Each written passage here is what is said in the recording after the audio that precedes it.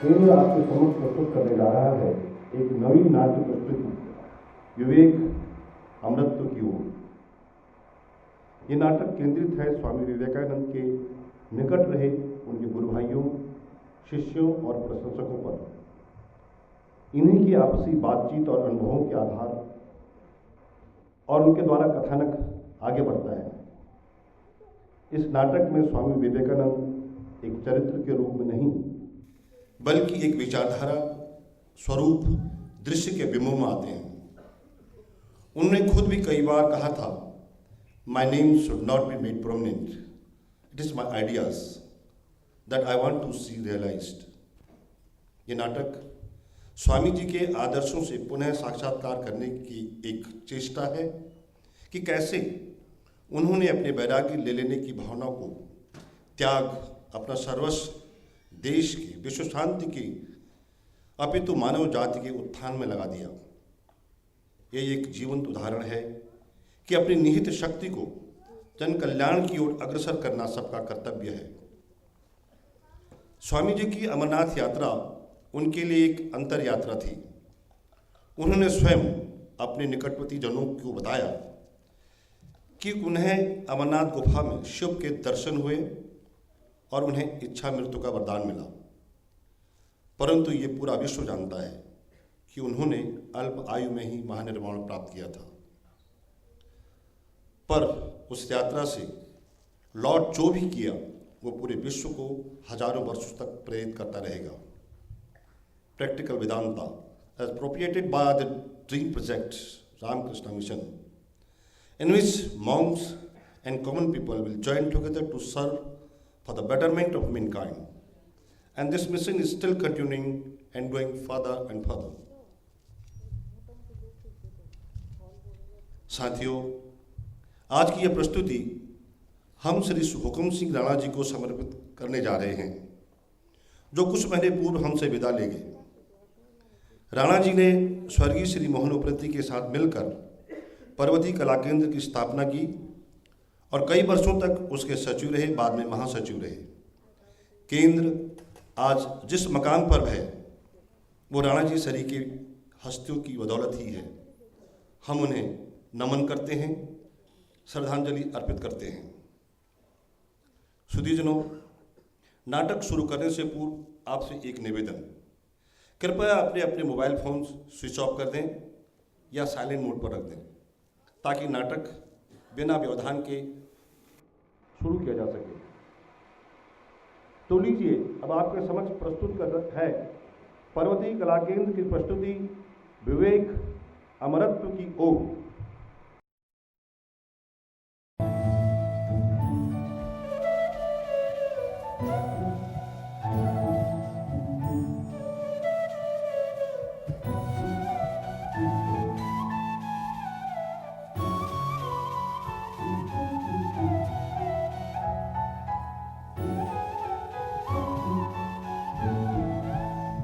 The stage was set.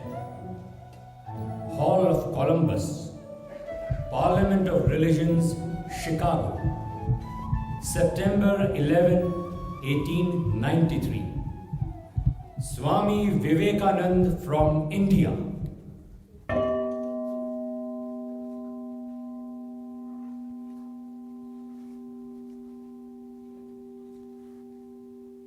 Naren, याद रहे, किसी भी धर्म को ठुकराना नहीं।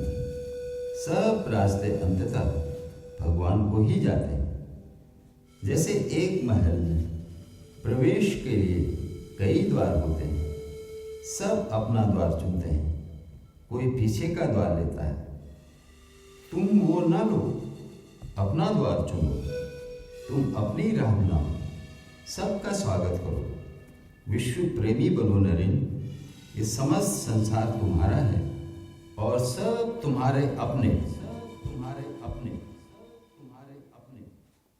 Sisters and brothers of America,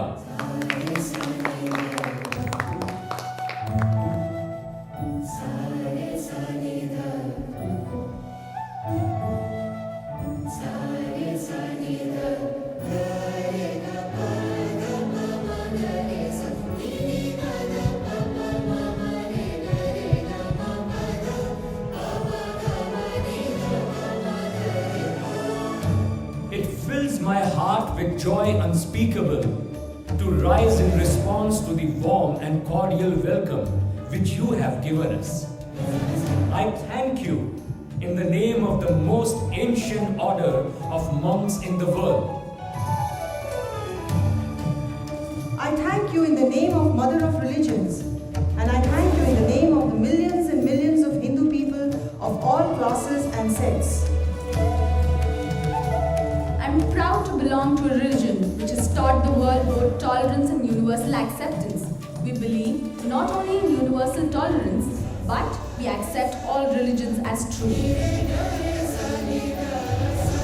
I will quote to you, brethren, a few lines from a hymn. As the different streams having their sources in different places, all mingle their water in the sea, so, O Lord, the different paths which men take through different tendencies, various though they appear, crooked or straight, all lead to Thee. The present convention is in itself a declaration to the world of the wonderful doctrine preached in the Gita. Whosoever comes to me, through whatsoever form, I reach him. All men are struggling through paths which in the end lead to me. Sectarianism, bigotry, and its horrible descendant, fanaticism, have long possessed this beautiful earth. They fill the earth with violence, drenched it often and often with human blood, destroyed civilization, and sent whole nations to despair.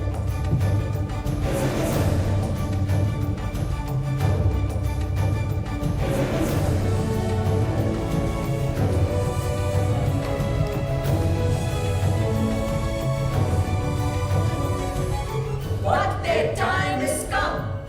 May this convention be the death knell of all fanaticism, of all persecutions with the sword or with the pen, and of all uncharitable feelings between persons wending their way to the same goal.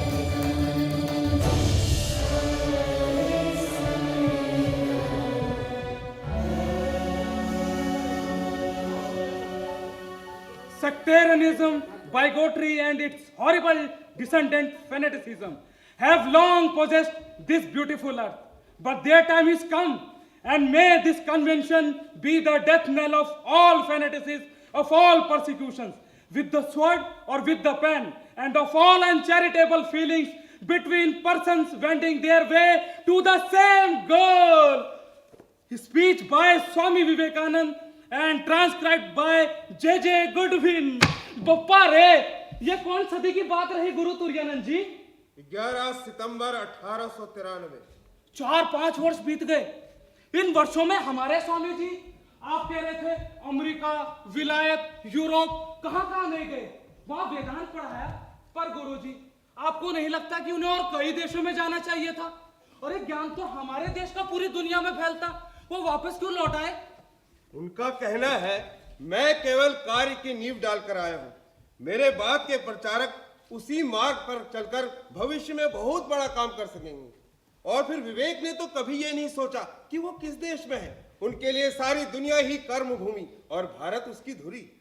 परंतु गुरुजी, यहाँ तो प्रत्येक मनुष्य अपनी अपनी धारणाओं से, आस्थाओं से लिप्त है ही। हाँ, उसमें गहनता कितनी है, ये अलग चिंतन का विषय है। स्वामी जी जब विदेश गए तो भारत में उन्हें कितने लोग जानते थे? मैं तो तब बहुत छोटा रहा, तो मेरे जानने मानने का प्रश्न ही नहीं उठता। समूचे भारत में जब वो पराधीनता से जूझ रहा है, तो उनकी बातें कितनी सर्वमान्य है, ये मेरी जिज्ञासा का विषय अवश्य है गुरुजी। तुम स्पष्ट कहो, क्या जानना चाहते हो? गुरुजी, विगत कुछ अरसे से ये चर्चा फैली है कि स्वामी जी ने तो केवल विदेश में ही उपलब्धियां प्राप्त की, यहां उन्होंने ऐसा किया ही क्या है? याद नहीं वो डॉक्टर बैरोसिक सभा में क्या कह रहे थे, जबकि स्वामी जी को वो शिकागो के दिनों से जानते हैं। It is very difficult to understand Swami. I could never tell whether take him seriously or not. He struck me as being a Hindu Mark Twain. He is a man of genius and has some following, though only temporary. शरच बेटा, बात को दूसरे दृष्टिकोण से देखो। यहाँ व्यक्ति विशेष की बात नहीं, पर विषय की प्राथमिकता की बात है। उन्हें कोई जाने या ना जाने, पर वो चाहते हैं सत्य जन जन तक पहुंचे। मानवता की लौ पुनः सशक्त हो। उनकी प्रसिद्धि तो उनके पीछे साये की तरह लगी हुई है, जबकि नाम के प्रति उनकी उदासीनता हमसे छिपी नहीं। तुम जानते हो, एक बार उन्होंने हमें बताया कि शिकागो की धर्म संसद में अपने अद्भुत भाषण वाली रात को किसी बच्चे की तरह ये विचार कर रहे थे कि अब उनके अनजाने सन्यासी का जीवन समाप्त हो चुका है।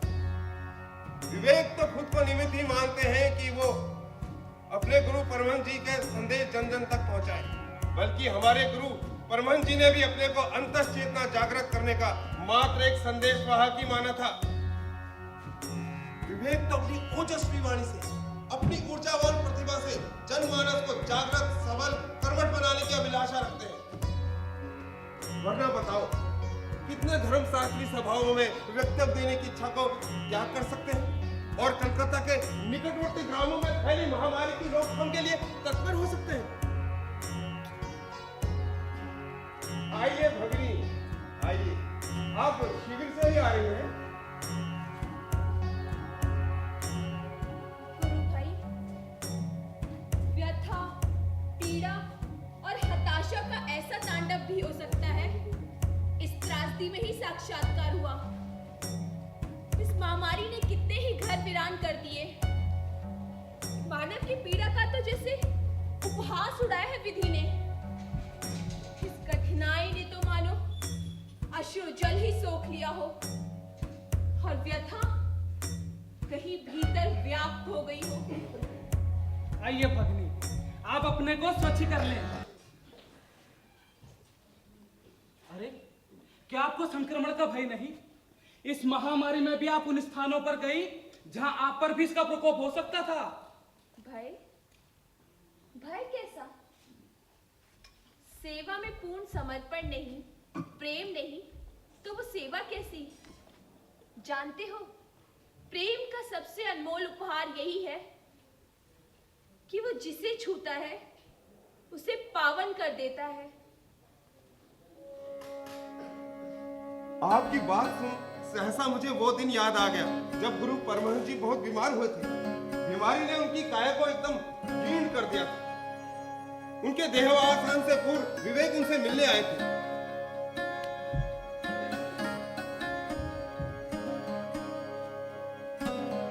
गुरु जी की शैया के नीचे उनका जूठा पात्र पड़ा था, जिसमें उनके छोड़े काढ़े के अवशेष थे। बाकी उस पात्र को छूने से भी कतरा रहे थे, पर विवेक उस काढ़े को ऐसे पी गए जैसे गुरुजी के हाथ से दिया हुआ अमृत। प्रेम वह शाश्वत सत्य है जिसमें अच्छे बुरे का कोई भेद नहीं। जब मैं उनका अनुकरण कर भारत आई थी, तो शायद यही दिन सोचकर उन्होंने मुझे एक बात कही थी, परमात्मा को केवल उसके दयावान रूप में ही ना पूजो, बल्कि उसके विभत्स विकराल स्वरूप को भी स्वीकारो। हमें जिससे घृणा हो उसमें ही उसे ढूंढना सच्चा समर्पण है। केवल कुछ लोग ही हैं जो मस्तिष्क की भाषा को समझते हैं, लेकिन हर प्रत्येक व्यक्ति वो भाषा नहीं समझता जो दिल से आती है। प्रेम सभी असंभव दरवाजे खोलता है। जिसने भी किसी दूसरे के मन में स्थान बनाया है, वह प्रेम रूपी सहिष्णुता से ही हुआ है।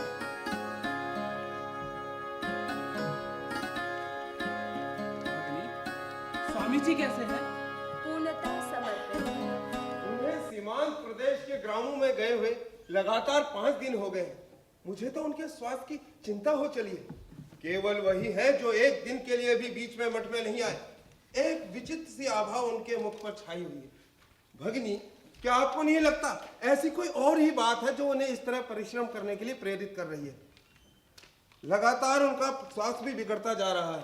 डॉक्टर ने तो उन्हें वायु परिवर्तन की सलाह दी है, पर वो ही है कि अपने को विभिन्न कार्यों से मुक्त नहीं करना चाह रहे। डॉक्टर ने उन्हें वायु परिवर्तन के लिए कहाँ जाने को कहा है? हिमालय। क्या? हिमालय?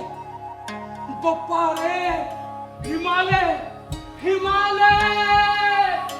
गुरुजी, मेरा तो स्वप्न था कि हिमाच्छादित शिखरों के दर्शन करूं, रंग बिरंगे फूलों की घाटियों में घूमूं, जहां बादल तैरकर आ बैठे हथेलियों पर।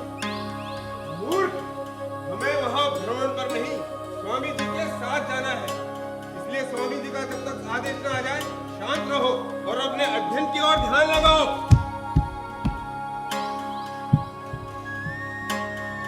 स्वामी तुरानंद जी को मेरा प्रणाम। आओ आओ त्रिगुणातीत, कहो क्या समाचार है? कुछ ही घंटों में स्वामी जी मठ में लौटने वाले हैं। फैली हुई महामारी पर बहुत कुछ नियंत्रण पा लिया गया है। उन्होंने वहाँ कई युवा सन्यासियों को नियुक्त कर दिया है, जो अंत तक वहाँ रहकर स्थिति का निरीक्षण करते रहेंगे। उन्होंने आपके लिए और भगिनी निवेदिता के लिए यह संदेश भेजा है कि आप लोग हिमालय यात्रा का प्रबंध आरंभ कर दें। मैं आप सबके लिए कल शाम की लखनऊ मेल की टिकटें करवा लाता हूँ। प्रणाम। और मेरे लिए कोई संदेश? तुम्हारे लिए? हाँ, स्वामी जी ने कहा है कल सुबह तक मौन व्रत धारण कर भगवत गीता के 4थे अध्याय का मनन करो। वे आते ही उसका भावार्थ पूछेंगे, उसके बाद ही वे तुम्हें साथ ले चलने विचार करेंगे। कौन से अध्याय का? 4थे अध्याय का।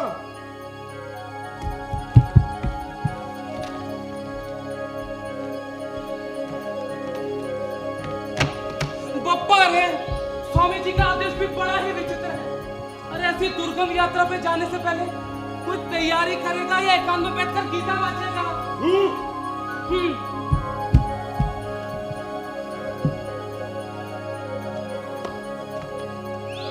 और गुरुजी का आदेश है, मानना तो पड़ेगा, वरना उनकी ये बड़ी बड़ी आंखों में साक्षात मां काली उतर आती है।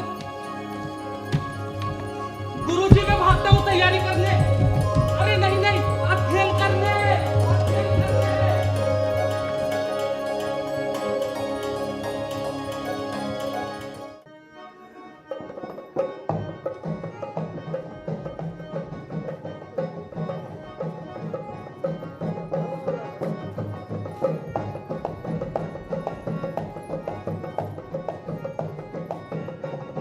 स्वागतम हम तुम्हारो ठाड़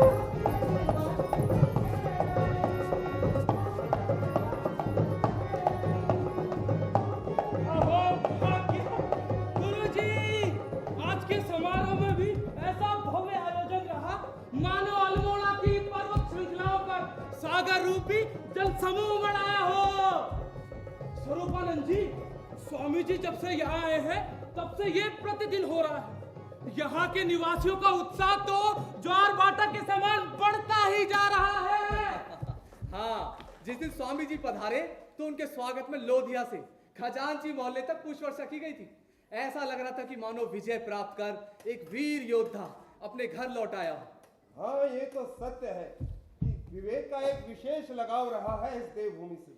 मुझे वो कई बार कह चुके हैं कि जब वो इन हिमाच्छादित पर्वत श्रृंखलाओं के समक्ष बैठ ध्यान मग्न होते हैं तो उन्हें उपनिषदों के ज्ञान का स्वतः ही आभास हो जाता है।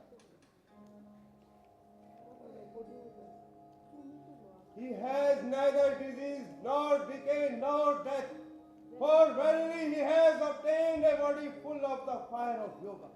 नहीं शस्त्र से क्षतिग्रस्त जो, नैनम छिन्दन्ति शस्त्राणि, नहीं भस्म अग्नि के भीतर, नैनम दहति पावका, नहीं डुबा सके जिसे जल भी, न चैनम क्लेद्यं तपोम, न सके जिसे वायु सुखा, न शोषयति मारुता।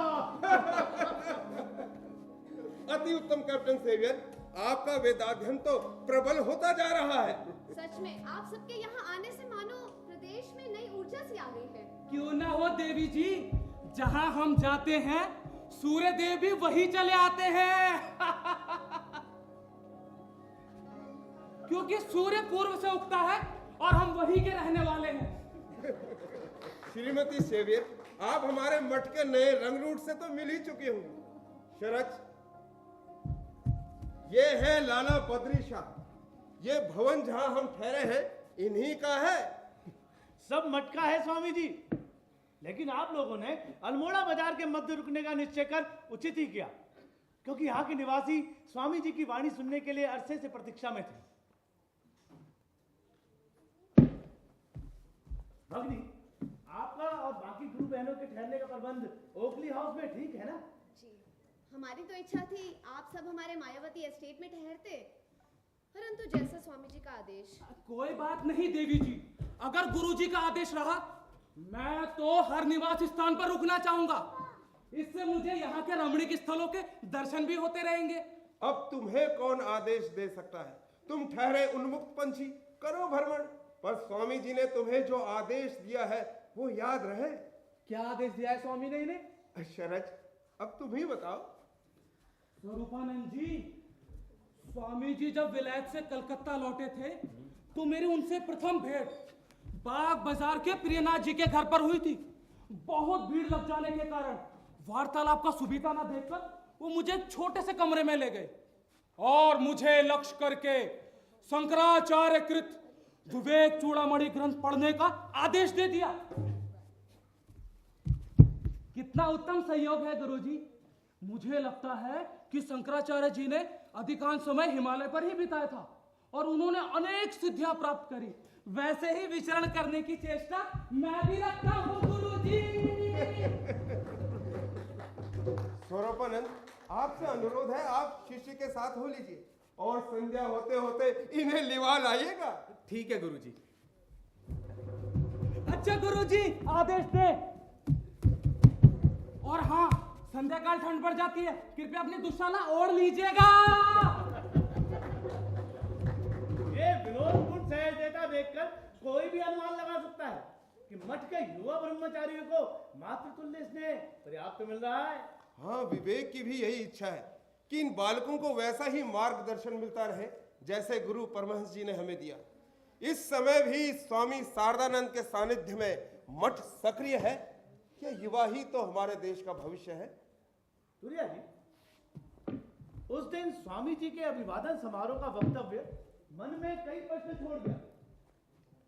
उन्होंने आरंभ में ही हिमालय की ओर इंगित कर कहा, ये वही पवित्र स्थान है जहां भारतवर्ष का प्रत्येक यथार्थ सत्य पिपासु व्यक्ति अपने जीवन काल के अंतिम दिन व्यतीत करना चाहता है, परंतु समय के न आने से और मेरे सन्मुख बहुत सा कार्य होने के कारण मैं इस पवित्र स्थान से वंचित रहा। लेकिन अब मेरी यही इच्छा है कि मैं अपने जीवन काल के अंतिम दिन इसी गिरिराज में कहीं व्यतीत कर सकूं। और ऐसा कहते हुए उनकी दृष्टि दूर दूर कहीं देख रही थी।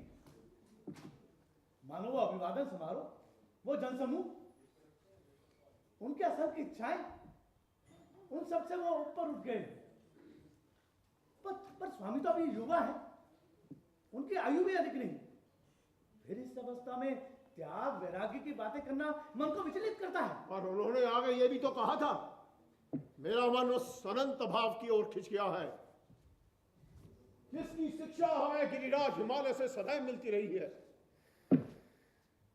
जो इस स्थान की वायु तक में भरा हुआ है, जिसकी निनाद मैं आज भी इस बहते हुए झरने में सुनता हूं, और वो भाव है त्याग। मुझे नहीं लगता कि उनके इस वक्तव्य में कहीं वैराग लेने की बात निहित थी। त्याग का संदर्भ वैराग्य भावना से भी जुड़ा होता है। वो खुद भी जानते हैं कि उनकी आवश्यकता पूरे भारतवर्ष को है। वैसे भी भारत विदेशी शक्ति के पराधीन है। ऐसे में स्वामी जी के द्वारा दिखाई गई राह सैकड़ों को सांत्वना दे सकती है। लाला जी, वैराग्य का अर्थ केवल सब कुछ त्याग देना ही नहीं, सर्वम वस्तुभ्याम वितम भुवि निर्णयम वैराग्यमेवा भयम। सांसारिक भय केवल वैराग्य से ही दूर हो सकता है, इसी से मनुष्य निर्भय हो सकता है। अपने वक्तव्य में उन्होंने आगे ये भी तो कहा है कि इस स्थान पर एक आश्रम बनाने का मेरा मन में विचार है, जहां से विश्व धर्म की शिक्षा का प्रसार हो सके। हाँ, और उन्होंने ये भी तो कहा है कि यहीं पर एक ऐसा केंद्र होना चाहिए जो कर्म प्रधान ना हो, वरन शांति का, ध्यान धारणा का, जप योग का हो। आप कहना क्या चाहते हैं? स्वामी जी एक ऋषि है, एक सन्यासी है, कोई सेनानी नहीं। नियति ने जो उनके लिए निर्धारित किया है उसी का वो पालन कर रहे हैं। जब आपने बात छेड़ी दी है तो मेरा मत भी सुन लीजिए। आज भारतवर्ष को सेनानी की ही आवश्यकता है, और इसकी नींव अगर स्वामी जी के दिशा निर्देश में हो तो मुझे कुछ गलत नहीं लगता। ये आप क्या सोच बैठे? स्वामी जी एक आध्यात्मिक गुरु हैं और उनका कर्म क्षेत्र मानस अंतर्मन है। अंतश्चेतना ही बहिर्मुखो जन आंदोलन का रूप लेती है। आदिकाल से आवश्यकता पड़ने पर हमारे ऋषियों ने, मनीषियों ने शस्त्र उठाए हैं, और ये हमारे रक्त में है, जिसे विदेशी बुद्धि कभी नहीं समझ सकती। आप क्या कहना चाहते हैं? जो ब्रिटिशर्स कर रहे हैं सिस्टमैटिक ऑपरेशन, वही थर्रा हम भी अपनाएं। फिर से रक्तपात हो, देश दिशा इन क्रांति की ओर अग्रसर हो। कृपया करके शांत हो जाइए, शांत। मैं आपसे हाथ जोड़ निवेदन करता हूं, मुझे आभास ही नहीं था कि बातों की संज्ञा ऐसा रूप ले लेगी। ऐसी घड़ी में ऐसा वाद विवाद अनुचित है जब विवेक यहाँ उपस्थित नहीं। देखिए, ये मैं नहीं चाहूंगा कि ऐसी बातों का चलन कुछ समय तक यहाँ हो। उनकी शारीरिक अवस्था अभी क्षीण है, उनकी मानसिक अवस्था का अब मैं क्या कहूं। धर्म क्षेत्र में एक ऐसा मार्ग बनता जा रहा है जो उनकी कर्तव्य परायणता पर ही प्रश्न चिन्ह लगाने लगा है। देख नहीं रहे हो, वो औपचारिकताओं के अलावा अपना निजी समय हमारे बीच कितना कम बिता रहे हैं।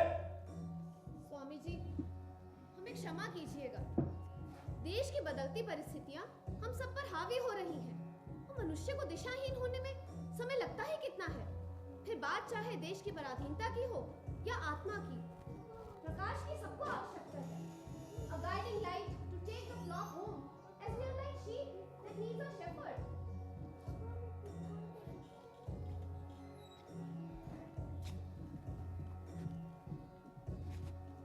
It is what we choose defines our identity. It is not that we have chosen this country, but the country has chosen us to be her children. मैं बेटे का फर्ज भूला नहीं हूं, वो मेरे रक्त में अभी भी दौड़ता है।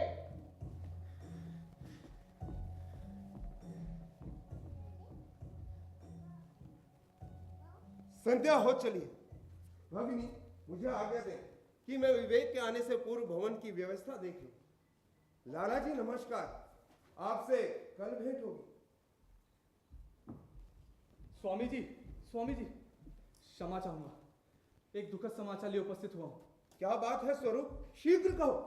मठ से यह समाचार आया है कि मिस्टर गुडविन का विलायत में देहांत हो गया। हे प्रभु, उसकी आत्मा को शांति दे।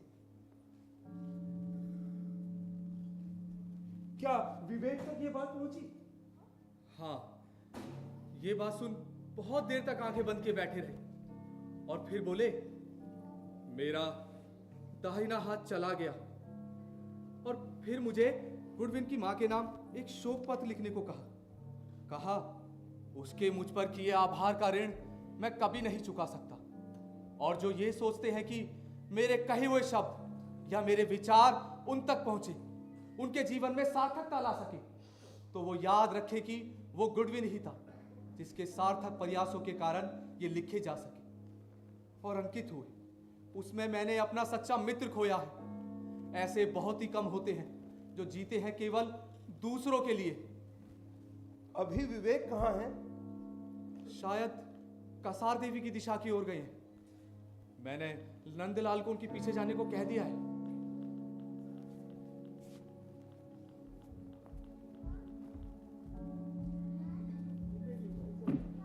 अग्नि आई, मैं आपको ओकली हाउस छोड़ा था।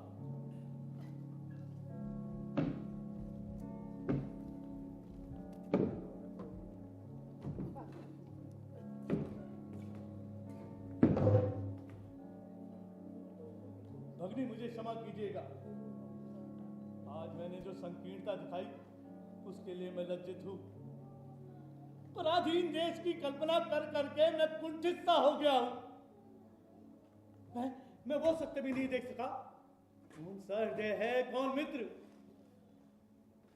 इतना भी विवेक मेरे अंदर नहीं पनपा कि मैं गुरुवाणी का एक स्वर भी समझ सकूं कि पराधीन देश नहीं मन होता है। अगर आत्मा स्वाधीन है तो वो किसी भी प्रकार के भेदभाव में लिप्त नहीं हो सकती, क्योंकि स्वाधीनता आत्मा का संगीत है। लाला जी, आप कह रहे थे सभा को संबोधित करते हुए स्वामी जी की दृष्टि कहीं दूर जा स्थिर हो गई थी। हाँ भगनी, उन्हें देख ऐसा ही आभास हुआ था मुझे। आप मुझे बता सकते हैं उस दिशा में आगे क्या पड़ता है? सामने हिमालय की सुदूर पर्वत श्रृंखलाएं हैं और भगनी उसी दिशा में एक अति दुर्गम मार्ग जाता है, नाथों के नाथ अमरनाथ के द्वार।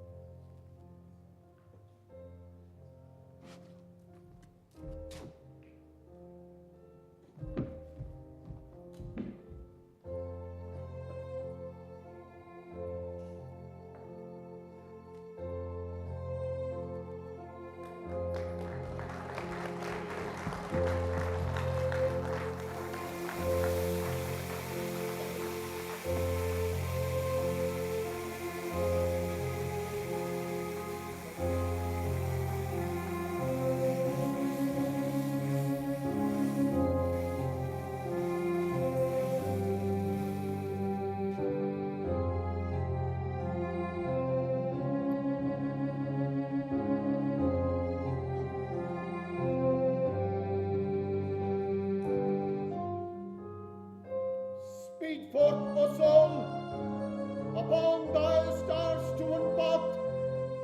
Speed, blissful one, where thought is ever free, where time and space no longer miss the beat. Eternal peace and blessing be with thee. Where service true, complete thy sacrifice. Where home, the heart of love transcendent find, remembrance sweet that kills all space and time. Like altar roses, fill thy place behind. Thy daughter brew, thy genus blissful the find, and one with that which comes as death and life. Thou helpful one, unselfish, ever on the earth. Ahead, ahead, ahead, still help with love this world of strife.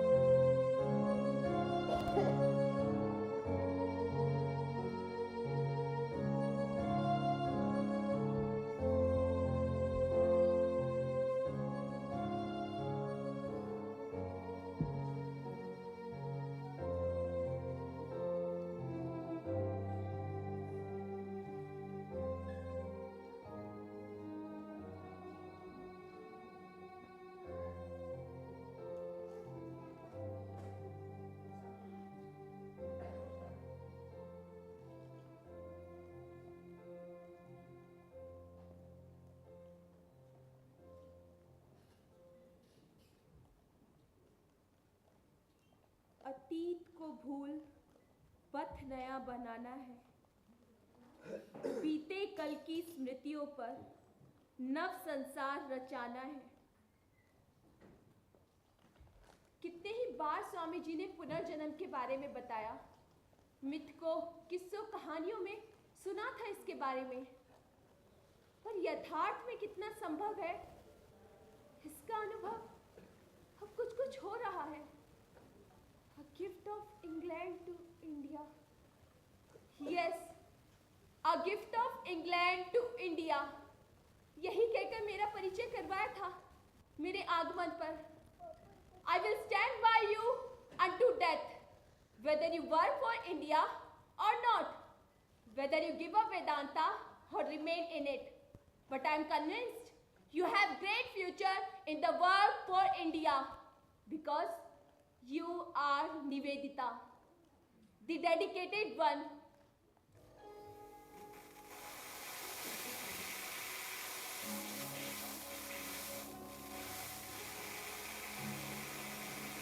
Nivedita, the dedicated one. Nivedita, the dedicated one. Nivedita, मुझे आज भी याद है वो दिन जब मुझे आजीवन ब्रह्मचर्य व्रत का पालन करने का गुरु आदेश मिला। अविस्मरणीय था वो दिन। देवाधिदेव महादेव का अभिषेक किया। चारों ओर उड़ती भस्म मानो मेरे अंतर मन को कर रही थी। निरंतर बहते अश्रुजल रिक्त कर एक नए जीव की संरचना को स्थान दे रहे थे। और फिर वो पूरा समारोह अर्धपन करुणानिधि गौतम बुद्ध के चरणों में जा संपन्न हुआ।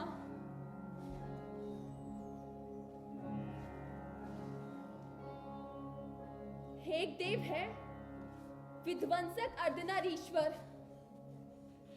और दूसरा देवतुल्य वैराग्य अहिंसा का प्रतीक।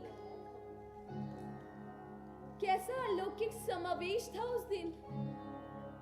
Go thou, Swami said, and follow him who was born and gave his life for others 500 times before he attained the vision of the Buddha.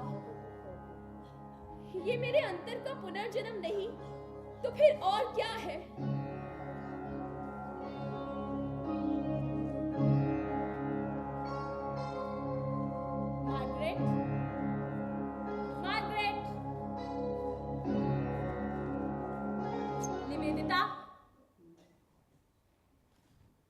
सभा में सब पूछ रहे थे कि तुम भी गुडविन के बारे में कुछ बोलो।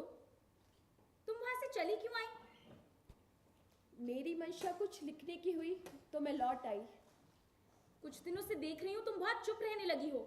क्या मौन व्रत का आदेश मिला है? ऐसा तो नहीं। एक बात पूछूं, क्या स्वामी जी के साथ कुछ मतभेद सा हुआ है? कुछ दिनों से देख रही हूँ वो हमारे साथ समय नहीं बिता रहे हैं। पहले तो मुझे लगा कि शायद वो हमें स्वाध्याय का अवसर दे रहे हैं, लेकिन अब मुझे लग रहा है वो हमसे कट से रहे हैं। तुरिया जी और बाकी गुरु भाइयों को भी अपने साथ यही होते लग रहा है। क्या यही कि विवेक हमारे साथ हैं भी या नहीं भी? सच कहो, क्या बात है? तुम्हें तो वो अपनी मानस पुत्री मानते हैं। ऐसा तो नहीं कि उन्होंने तुम्हारी आंखों में उनके प्रति असीम प्रेम को पढ़ लिया है?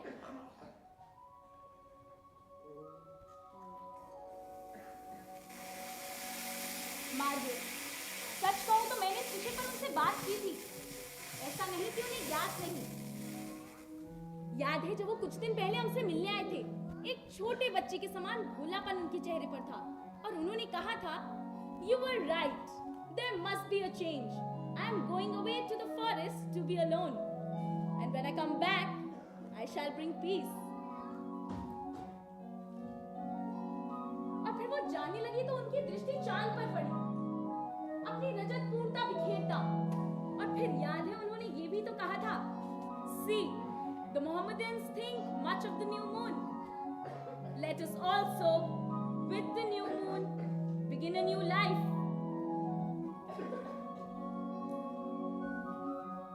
मुझे पहली बार समझ में आया था कि महानतम गुरु हमारे अंदर की निजी संबंधों की परत मिटा देते हैं ताकि भीतर एक व्यक्तित्व भेद अलौकिक लौ प्रज्वलित हो सके।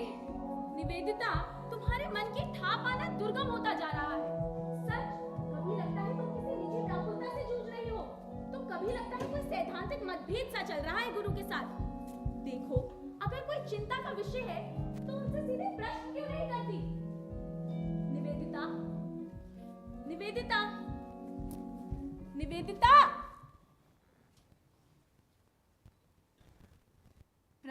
प्रश्न तब बनता है जब उसके पीछे पहले आत्ममंथन हुआ हो। ऐसा ना हो कि देर हो जाए और फिर पछतावा हो। इन दिनों उनसे एक विलक्षण अनासक्ति प्रवाहित हो रही है।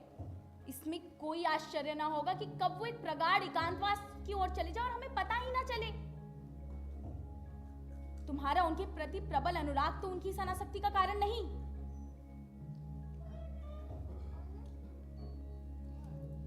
जानती हो, मुझे धीरा माता का सुनाए प्रसंग याद आ गया। तब स्वामी जी शायद अमेरिका में थे। वहां उनसे एक महिला ने कहा, आप मुझसे विवाह कर लीजिए क्योंकि मैं आपके जैसा तेजस्वी पुत्र चाहती हूं। तो जानती हो उन्होंने क्या उत्तर दिया? उन्होंने कहा कि विवाह की क्या आवश्यकता है, आप मुझे ही अपना पुत्र मान लीजिए माँ।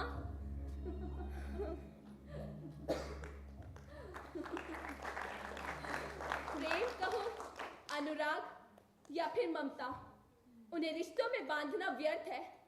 कितने ही बार उन्होंने ये तक कहा, My name should not be made prominent. It is my ideas that I want to see realized. वही मैं अमल करना चाहती हूँ और कर भी रही हूँ। मेरी चिंता अगर कहो तो बस इतनी है कि इन दिनों स्वामी जी जिस आत्ममंथन से जूझ रहे हैं वो जटिल होता जा रहा है। इसके विकार उनके मन और शरीर पर पड़ते स्पष्ट दिखाई दे रहे हैं। उनकी आंखें कहीं दूर जा स्थिर हो जाती हैं।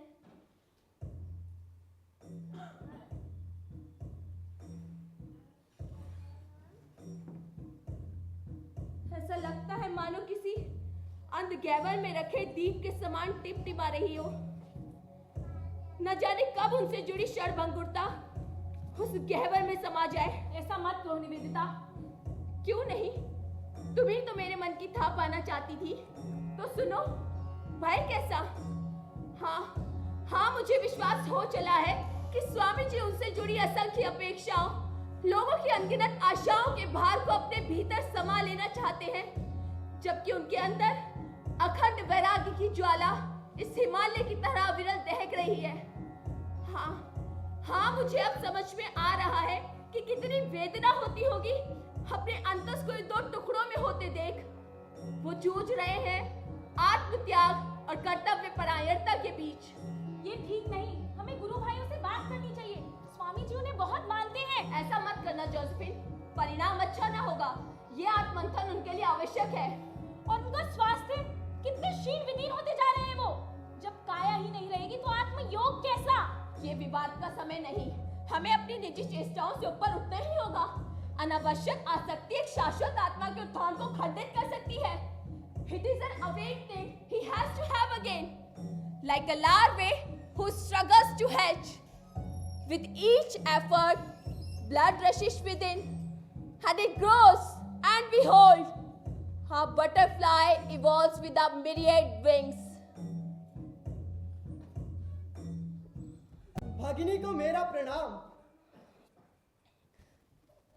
आइए नंदलाल जी, आप जब से अल्मोड़ा आए हैं हमारे यहाँ एक बात भी नहीं आए। आज कैसे आना हुआ? स्वामी जी का कोई समाचार? क्षमा चाहता हूँ भगिनी, आपके दर्शनों के लिए पहले नहीं आ सका। दरअसल स्वामी जी इन दिनों दूर पहाड़ियों पर एकांतवास के लिए जाने लगे हैं।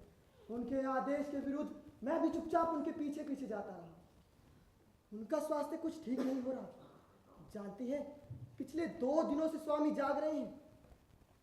न जाने ऐसी कौन सी लगन लगी है, पर मैं मैं भी उनकी परछाई की तरह उनके पीछे पीछे चुपचाप चलता रहा।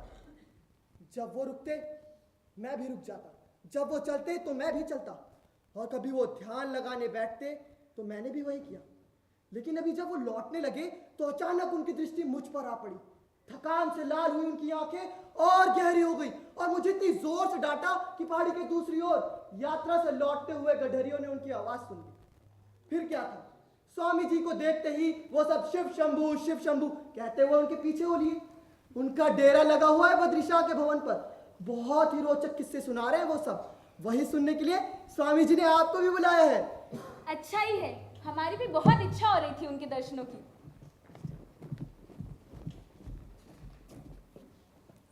चलो निवेदिता, रुकी क्यों हो?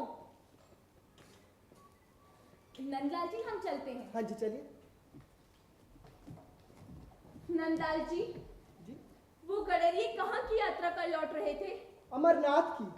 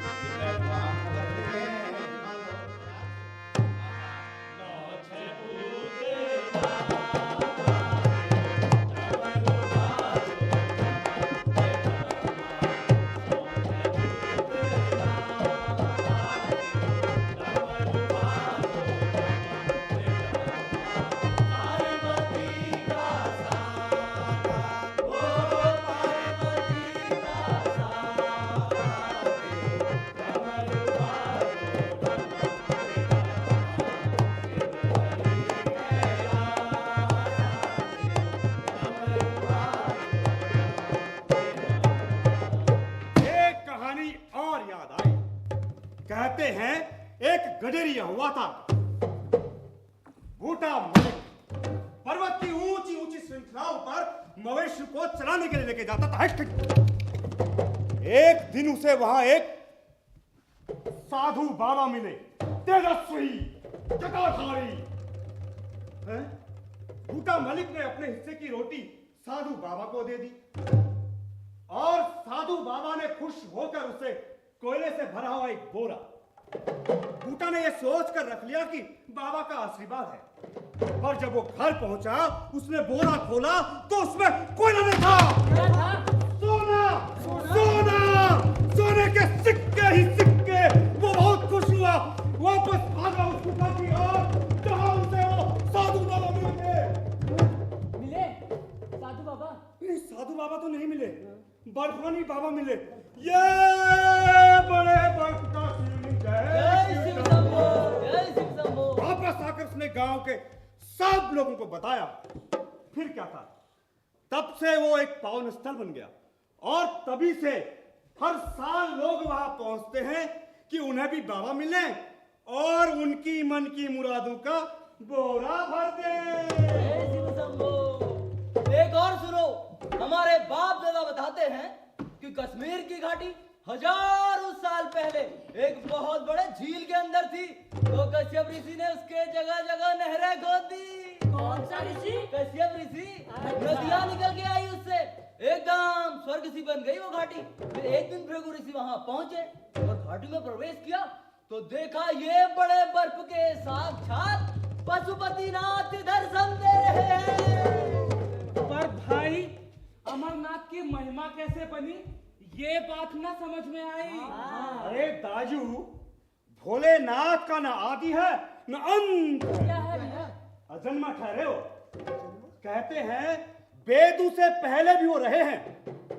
समस्त देव बसे स्वर्ग में, आप बसे कैलासा। देखो जी, शास्त्र कहते हैं कि वो धरती पर 3 जगह रहते हैं। कहाँ कहाँ? कैलाश पर्वत, रोहितगिरी जहाँ से ब्रह्मपुत्र बहती है, और मुजवान पर्वत। जब माँ पार्वती को ब्रह्मांड का और अपने अमर होने का सत्य बताना था, तो भोले बाबा ने अमरनाथ गुफा को चुना। क्यों चुना?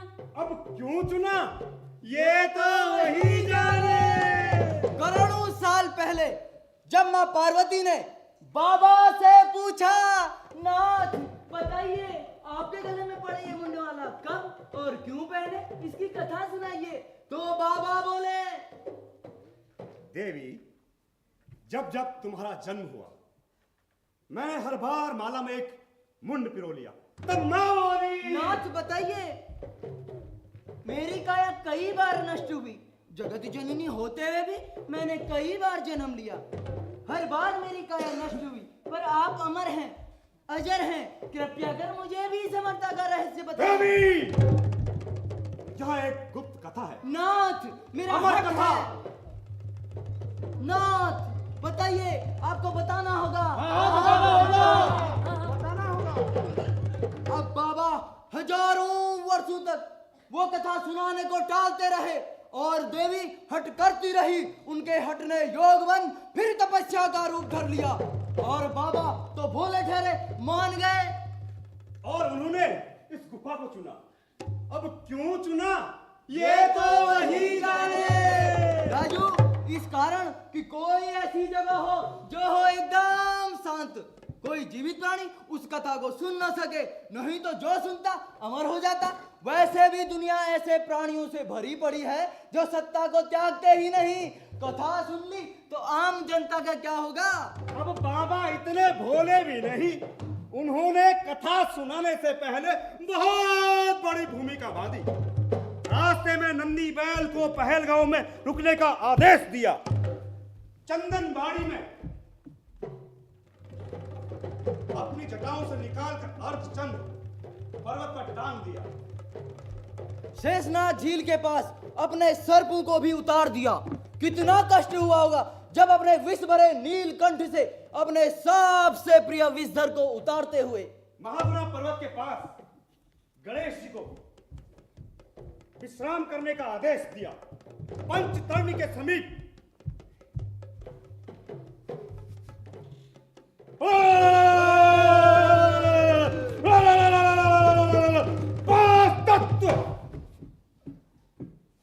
धरती, पानी, वायु, अग्नि और आकाश को त्याग दिया।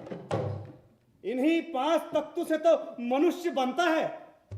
अब उन्होंने ऐसा क्यों किया, ये तो वही जाने।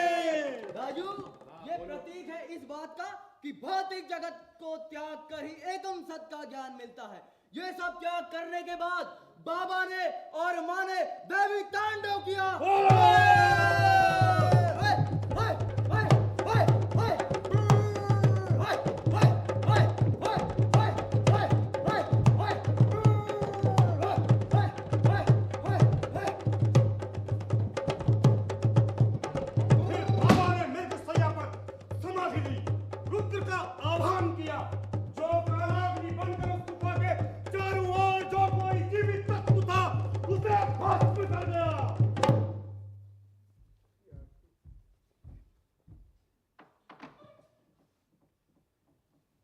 ताकि कोई ना ऐसा हो जो इस कथा को सुन अमर हो जाए।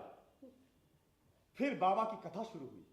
देवी को ज्ञान मिला और देवों के देव ने भी ये माना, उनसे भी बड़ा है कोई जिसका लिखा न टले कभी, विधि और उसका विधान।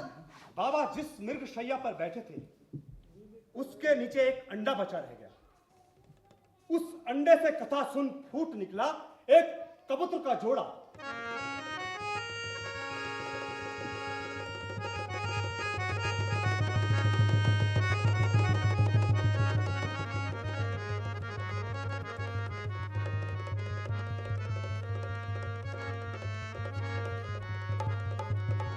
कहते हैं अमर हुआ वो। अमरनाथ बाबा की यात्रा तब सच माने जब वो जोड़ा दिख जाए। पर दादा वो अमर कथा तो सुनाओ। है ला, इतनी देर से क्या हाँक रहे थे? यही कि वो कथा क्यों, कब, किसने और किसको सुनाई? तुझे बात समझ में नहीं आई? पहले तो उस कथा को माँ और बाबा के बीच घुसकर कोई सुन पाता, ऐसा मनुष्य तो हमें कोई मिला नहीं। और रहे वो कबूतर, अब तुम उनके पास जाओ और उनकी भाषा में वो कथा सुनाओ। वहां का रास्ता तो बताओ। बहुत कठिन है, जा पाओगे? गुरुजी का आशीर्वाद है। सुनो, उत्तर दिशा की ओर बढ़ते जाओ। जहां कश्मीर घाटी का छोर आए, हरियाली सफेद चादर में बदल जाए, समझो सही दिशा पे हो। बलतल से होकर डोमिया और बराड़ी को पार करके सीधे संगम किनारे पहुंचो। अमरावती के साथ साथ चलते रहना, नहीं तो रास्ता भटक जाते हैं लोग।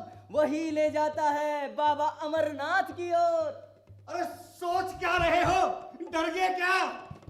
सोच रहा था इस कठिन रास्ते के लिए क्या क्या आवश्यक सामग्री बांधूं। आप बता सकते हैं? कथा का सार समझो सरच। त्याग की सीढ़ी पर चढ़कर ही उस तक पहुंचा जा सकता है। बोझ पैरों में बद सागर तल में ले जा सकता है। अब आप कहां को जाओगे? घर जाएंगे। एक बात कहूँ, आपकी इस कथा का सार तो कुछ ऐसा लगता है कि संसार में वापस आना व्यर्थ है। आप इतनी कठिनाइयों से वहां तक गए और वापस लौट अपने उसी दिनचर्या में लग जाओगे, तो इस यात्रा का अर्थ क्या रहा? मेम साहब, जैसे बाबा रहे घरबारी, सो हम भी हैं उन्हीं के पुजारी। उन्हीं का आदेश मिला है कि संसार में रहो और गृहस्थ योग का पालन करो। वैसे भी इन मवेशियों को हमारी आवश्यकता हुई। इन्हें चराएंगे नहीं, पालेंगे नहीं, तो ये भी जंगली जानवर बन किसी के काम नहीं आएंगे। हैं आपकी कथा सुन मन रोमांचित सा हो गया। अब आप भी जब चाहे तब घर के लिए निकल सकते हैं। सबको हमारा प्रणाम है। स्वामी जी,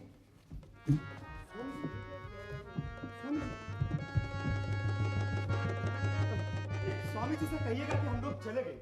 बातों के बहाव में पता ही नहीं चला कि स्वामी जी कब यहां से गए। लेकिन जब उनको पहली बार पर्वत पर खड़ा देखा, लगा कि साक्षात बाबा ही चले आए हो। जय शिव शंभो, जय शिव शंभो। यह कोई देवी संयोग ही है कि उनके दर्शन हुए, अमरनाथ बाबा की कथा सुनी और सुनाई। लगता है विधि ने हमारे लिए यही लिखा है।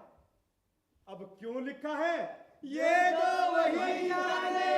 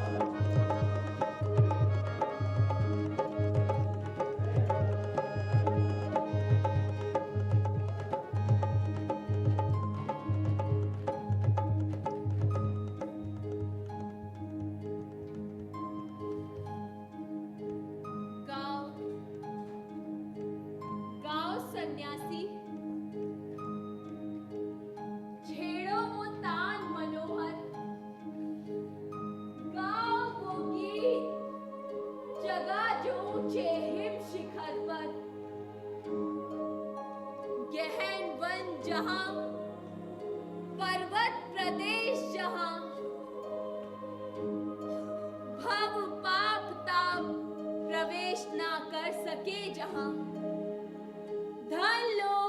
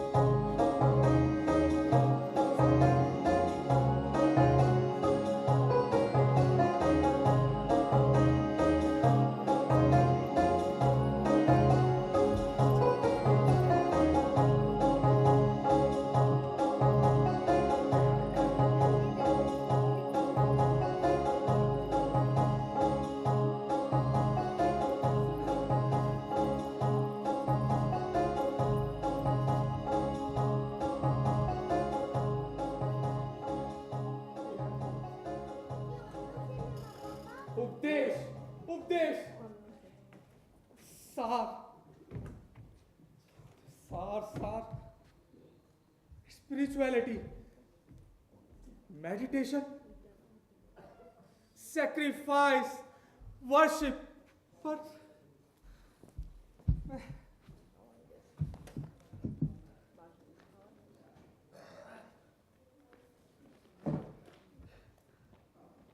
वर्शिप नहीं। जैसे जुगनू का सूर्य किरण से कोई नहीं मेल, जैसे ताल में उठी लहर समुद्र के विस्तार को शक्ति नहीं झेल। कंकड़ का पर्वत से क्या है प्रारब्ध, वैसे ही सन्यासी की छाया तक सांसारिक बंधन छू ना सके। पर एक बार तो स्वामी ने कहा था कि द्वैत का कोई अस्तित्व ही नहीं है, अद्वैत ही सर्वव्यापी है। कितने ही देशों में मैंने देखा मृत्यु दुख का प्रतीक है, दुखांत मनुष्य को झकझोर देता है, पर मृत्यु भारत में एक तैयारी है सुखांत की पर हाँ, गुरुजी ने तो कहा था, हाँ, whenever death approaches me, all weakness vanishes. I have neither fear nor doubt nor thought of the external. I simply busy myself making ready to die. For I have touched the feet of God. God.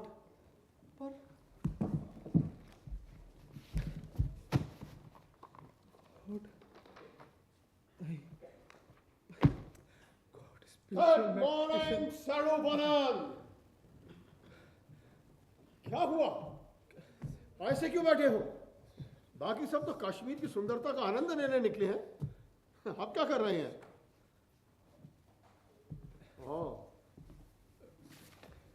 प्रबुद्ध Bharat, awaken India.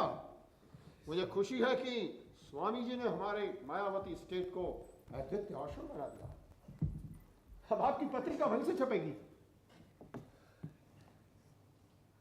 अच्छा, Mrs Saurav bull ने पूछवाया आप चाय पीना चाहेंगे? नहीं sir, धीरा माता से कहेगा मुझे आवश्यकता नहीं है। मन के विचारों को अगर एक सन्यासी बांट ले तो अच्छा है।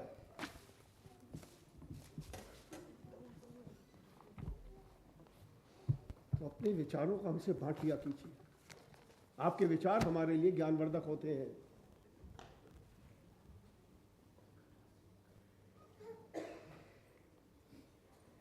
I know what is going through your mind. I may be a householder, but at core, I am a receptive mendicant. आपको क्या लगता है कि क्या हो रहा है ये सब? मैं समझा नहीं। यही तो मैं भी महसूस कर रहा हूं। बिल्कुल समझ नहीं पा रहा हूं स्वामी जी की बातों का रो। जैसे आज सुबह के ध्यान सत्र में उन्होंने कहा चंगेज खान आतताई नहीं, नेपोलियन और अलेक्जेंडर के समकक्ष था, क्योंकि ये सब समूचे विश्व को एक छत्र के नीचे लाना चाहते थे।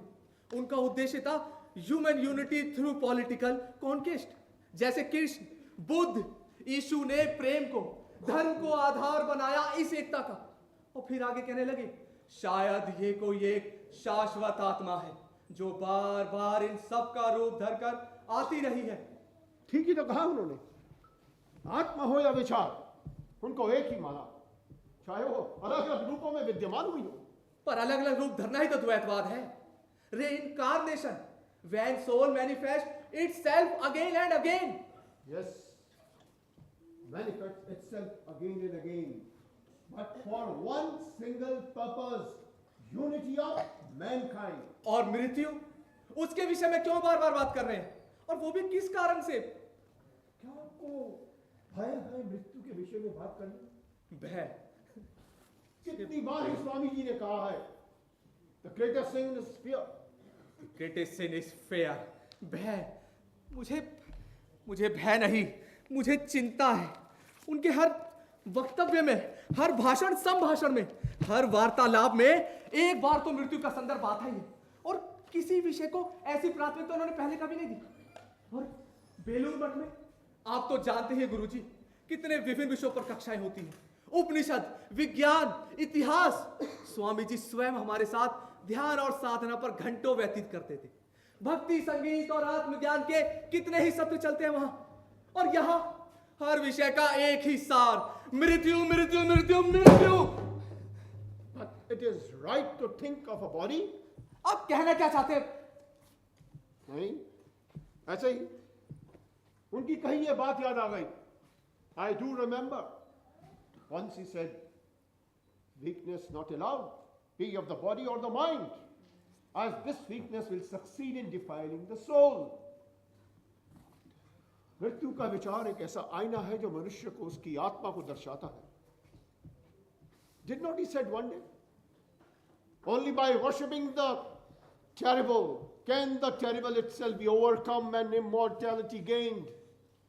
Meditate on death. The heart must become the cremation ground. Pride, selfishness, desire, all burn to ashes. Then alone will the mother come. Meditate on death. Yes! Meditate on death! इन फूलों का भी जीवन उद्देश्य स्पष्ट है। खिलो, महको और किसी की झोली में रंग बिखेर विलीन हो जाओ। बिल्कुल सही कहा। ओ कैप्टन सेवियर, भाई हमें आपकी कमी बहुत खली। जानते हैं, हम स्वामी जी के साथ शिकारे पर घूमने गए थे। उनकी बातों में समय कब उड़ चला पता ही नहीं लगा। और उनकी सुनाई वो गंगा अवतरण की कथा, ऐसा वर्णन लगा साक्षात महादेव अपनी आत्मकथा सुना रहे हो। स्वरूप, क्या बात है? तुम क्या सोच रहे हो? क्या कोई बात हुई है? स्वामी जी कहाँ हैं? वो तो धीरा माता से मिलने गए हैं। बस यही मुझे उपदेलित किया है कि जब उनसे जुड़ी को निहित बात पर विचार करना हो तो वो भाग जाते हैं और कहीं और निकल जाते हैं। आपको उनसे किस विषय पर बात करनी थी? मृत्यु पर। आपसे विनती है, क्रोधित मत हो। आप जानते हैं, अपने शिष्यों का उद्वेलन उनके स्वास्थ्य को और महीन बना देता है।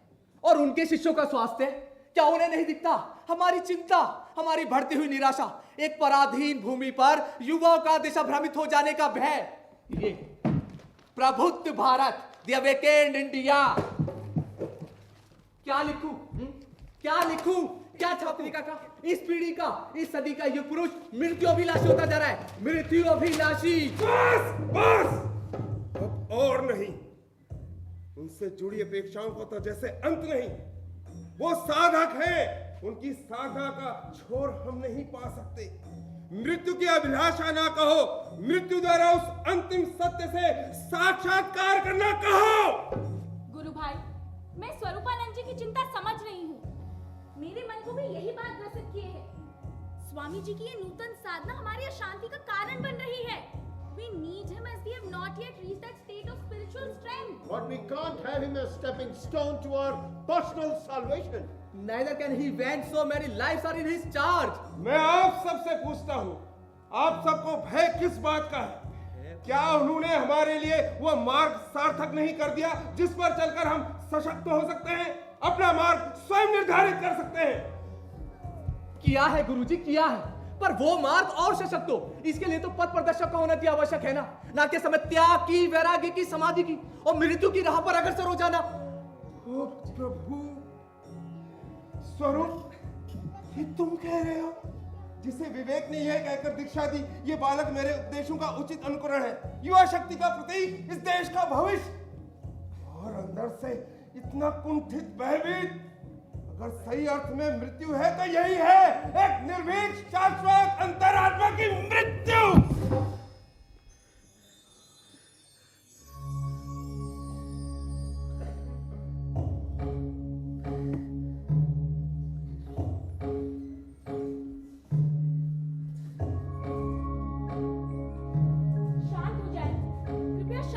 शांत हो जाए। मुझे लगा अभी स्वामी जी द्वार तक आए थे।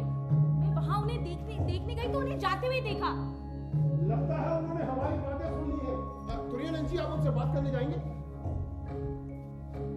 नहीं, मैं अभी स्वयं उनसे मिलने की स्थिति में नहीं। कृपया करके उनके पीछे न जाएं, उन्हें स्वयं आने दें। आप सबसे अनुरोध है, थोड़ा विश्राम कर लें।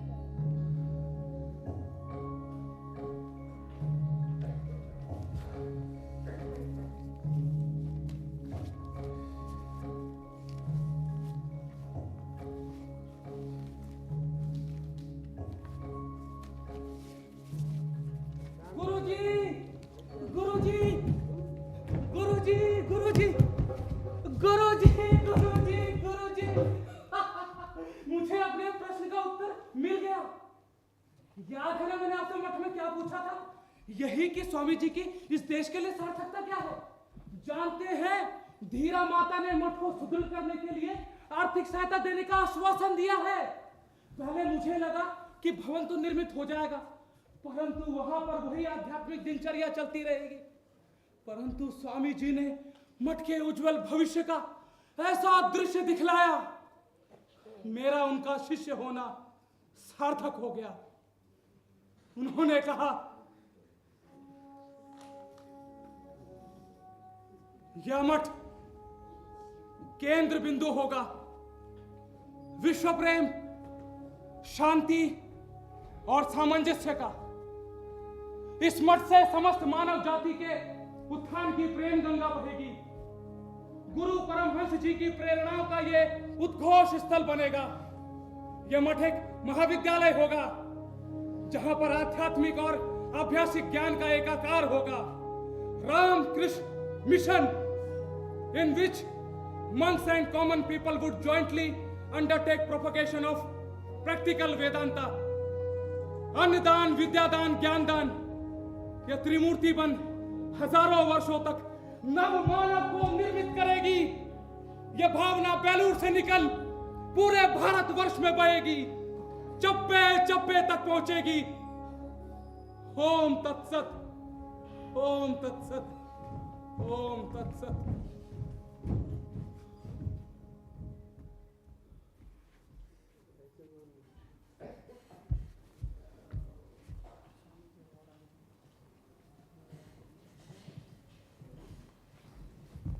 नंदलाल, सब कुशल तो है? जी। तो निवेदिता ऐसे चली क्यों गई? दरअसल स्वामी जी अब और आगे जाना चाहते हैं। वो चाहते हैं कि पहले उत्तर पश्चिम दिशा की ओर जाए, जहां हिंदू कुश घाटी के निवासियों से भेंट कर सके। कब जाने का निर्णय हुआ है? कल प्रातः ही। स्वरूपानंद जी, स्वामी आपसे और सेविया जी से प्रबुद्ध भारत के विस्तार हेतु बात करना चाहते हैं। आप तैयार रहिएगा। और गुरुजी, हम सब के लिए उनका यही आदेश है कि हिंदू कुश पहुंच, वहां मठ के विस्तार हेतु उचित कार्य प्रणाली बनाई जाएगी और फिर हम सब जैसा उचित समझे अपना अपना गंतव्य स्वयं चुनें। उनका साथ बस वहीं तक रहेगा, भगिनी उनके साथ जाएगी। स्वामी जी वहां से और आगे जाना चाहते हैं, कठोर व्रत ले चुके हैं वो। जीर्ण अवस्था में भी उनके आत्मविश्वास की ज्वाला विराट हो उठी है।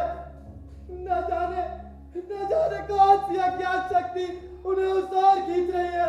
कहते हैं ये अमरनाथ यात्रा नहीं, अंतर यात्रा है, अंतर यात्रा है, अंतर यात्रा है, अंतर यात्रा है। पंच तत्व, 7 चक्र, करोड़ों योनियों के पार, जो इस अंतर यात्रा को ध्याए वो चले हमारे साथ।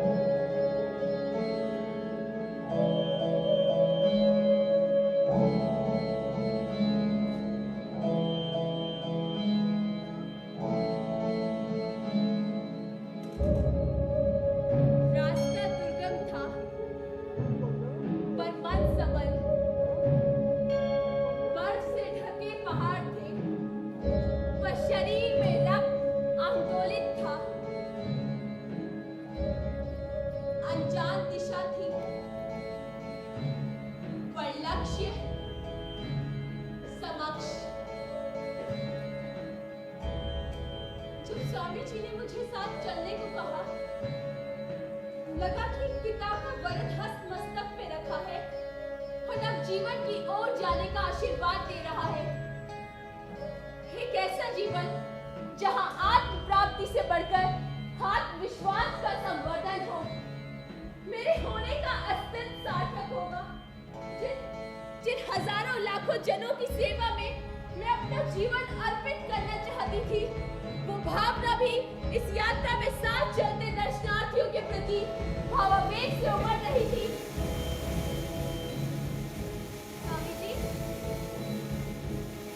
स्वामी जी, स्वामी जी, स्वामी जी, स्वामी जी भी उस भीड़ में ऐसे समा गए जैसे चंद्रमा को देख उठती लहर में वर्षा की एक बूंद समा जाती है। हिमालय की श्वेत चादर पर प्रकृति के असंख्य शिशु उसके स्नेह स्रोत की ओर बढ़ते जा रहे थे, बढ़ते जा रहे थे, बढ़ते जा रहे थे। स्वामी जी भी योजनों फैले हिमखंड पर चलते, अमरावती की कपा देने वाली लहरों में स्नान करते,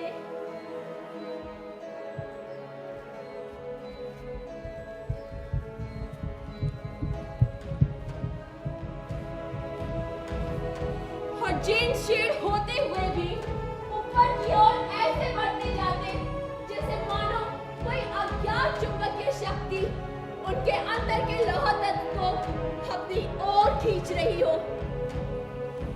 फिर नाथों के नाथ अमरनाथ के द्वार पहुंच बाकी सबसे एकांत ले वो एक तक उस ओर देखते रहे, मानो उनकी आंखें ही दो हस्त बन उस ओर अर्घ दे रही हो।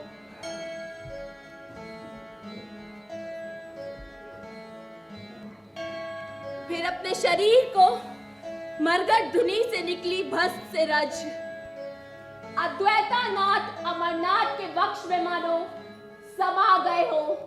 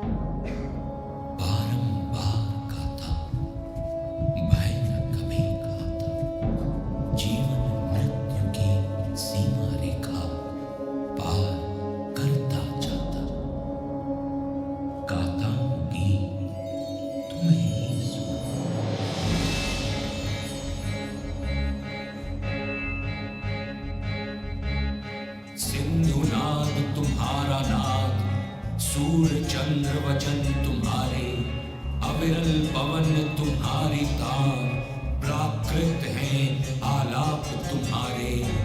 काम क्रोध लोभ मोह, विद्या अविद्या, जन्म जरा जीवन मरण, सुख दुख की तरंगों से भरा ये संसार त्याग। फिर भी पाऊं मैं तुझको, मन बुद्धि जीव पशु पक्षी कृमि की, देव यक्ष मानव दानव में समान। तू सब में है विद्यमान, तू सब में है विद्यमान, तू सब में है विद्यमान।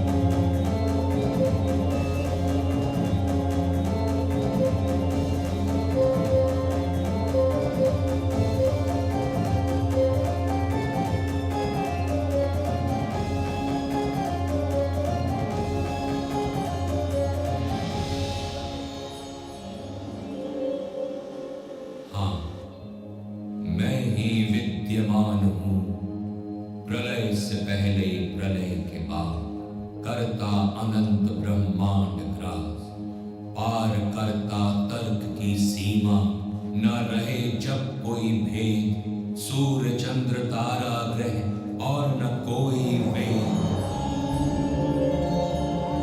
मेरे ही श्वास के आरों अवरों में रेचक कुंभक होता आज्ञा। मैं तुझ में विकसित फिर मुक्त, शरीर तेरा मेरा निमित्त परिधान। तुझ में गंगा मेरी होते अवतरित, अनंत अनगिनत परमाणु होते झंकृत। तुझ में गंगा मेरी होती अवतरित, अनंत अनगिनत परमाणु होते झंकृत। हाँ मैं आदि कवि, तू लिखे मेरा महाकाव्य। पहुंच तू जन जन तक, हाँ पहुंच तू जन जन तक। यही तेरा वैराग, यही तेरा वैराग, यही तेरा वैराग।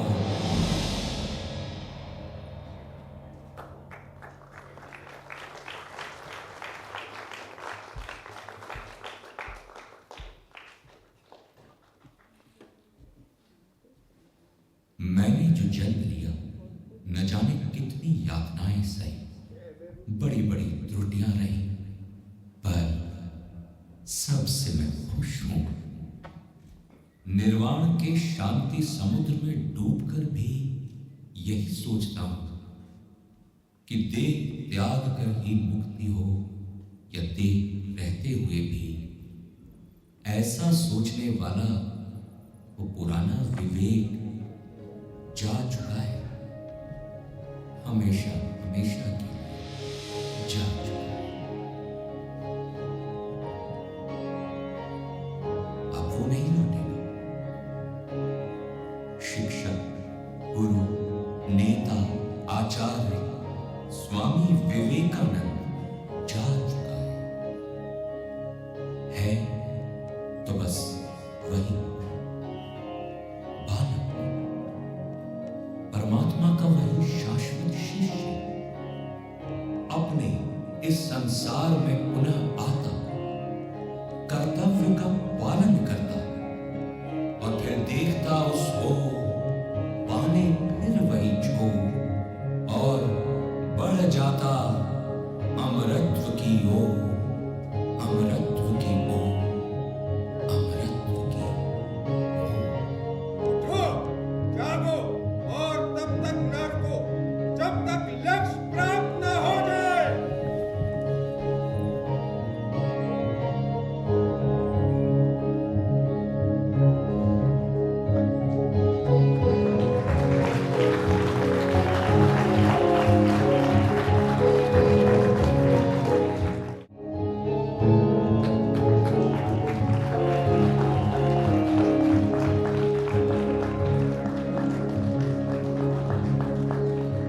बहुत बहुत धन्यवाद। अपना बहुमूल्य वक्त निकालकर आप सब लोग हमारा इस बारिश को झेलते हुए आज हमारा प्रदर्शन देखने आए। अंत में सभी का पात्र परिचय कराना चाहूँगी। सर्वप्रथम सेवियर साहब colonel Dhirendra Gupta ji, Badri Shah Mukesh Salwal, Josephine and dancer Shubham Srivastava, Mrs saviour and dancer Ritu, पहाड़ी गायक भुवन, सदस्य गांव के भी और तुरानंद जी, सॉरी अखिलेश गडरिया नंबर 1, जितेन, स्वरूपानंद, महेंद्र सिंह नटवाल, तुरानंद जी, रुद्रा, दीक्षा, लक्ष्मी, कविता, जीतू, गौतम, विजय, कमलेश, दूसरे कैटेगरी भास्कर, चंदन, भानु, निवेदिता,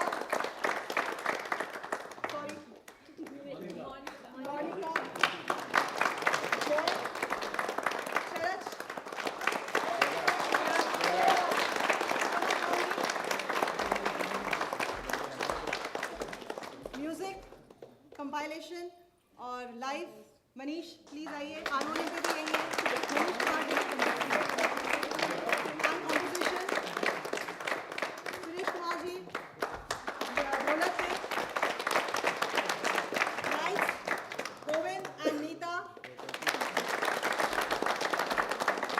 सबसे प्रमुख इस पूरे नाटक का लेखन और निर्देशन अमित सक्सेना जी के द्वारा।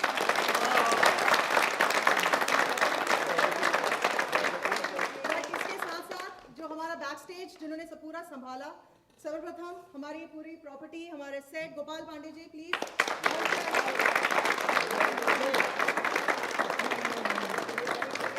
अनिल गोलिया जी मेकअप, कॉस्ट्यूम में महेंद्र सिंह जी, हम गोपाल दा, अखिलेश, भूवन, अगर मैं किसी को छोड़ दी तो क्षमा चाहूंगी। और सर्वप्रथम हमारे प्रेसिडेंट साहब भगवत उप्रेती जी हमारे साथ, हमारी संरक्षक मिसेस रीमा उप्रेती अभी शायद नहीं आ पाई हैं तबीयत खराब और मौसम की वजह से, पर उनका आशीर्वाद हम सभी के साथ हमेशा रहता है। हमारे जनरल सेक्रेटरी साहब गोपाल सिंह जी, वो भी अभी यहाँ पे हमारे मंच पे नहीं है बट हमारे साथ है। जितने भी हम कलाकार ऑन स्टेज बैक स्टेज सभी को धन्यवाद देते हुए आप सभी को फिर से धन्यवाद। इसी का मंचन कल हम फिर से कर रहे हैं और आप सभी से अनुरोध है, अगर ये आपको प्रस्तुति पसंद आई है और युवाओं के लिए तो खासकर ये जो एक हम मैसेज लेके आए हैं, प्लीज़ इसका प्रचार कीजिए और अपने दोस्तों, अपने परिवार वालों को इसका आने का न्योता हमारी तरफ से दीजिए। Thank you.